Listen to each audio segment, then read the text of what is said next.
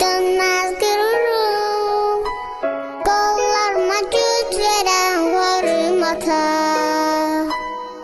Sen benden iste ki kullukta durum. Her sözüne can feda varım ata.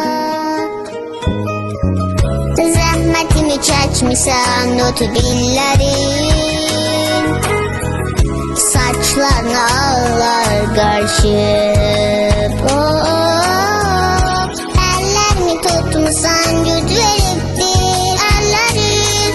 Ben ki sana her şeyi borçluyum. Sensiz olmaz evladım dadı dünyada. Yoktur hele bir nefes sana hayata. Öğrettin bana mahir ol sözü düz yaşa. Sen benim en büyük dayağım sana hayata.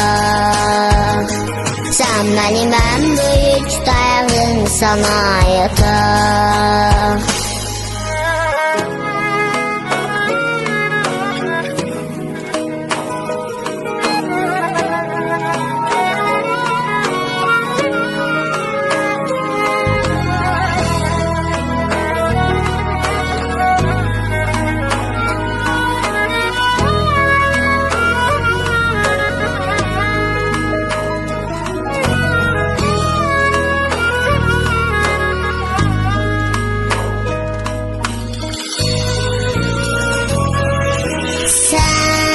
Başımın tacı, hikmetli sesin, doğru yolu gösteren silahım ata.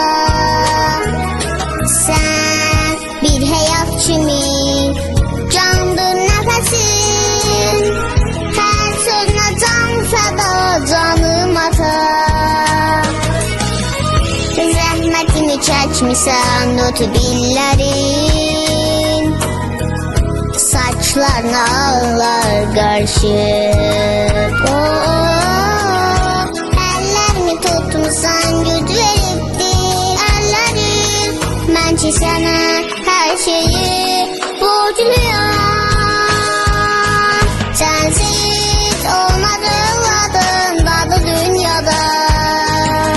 Yoktur hele bir nefes sana hayata. Mahir ol sözü düz yaşa. Sen benim en büyük dayağım sana hayata. Sensiz olmaz evladım dadı dünyada. Yoktur hele bir nefes sana hayata. Öğrettin bana mahir ol sözü düz yaşa. Sen benim en büyük sana hayata. Sen benim en büyük dayağım sana hayata.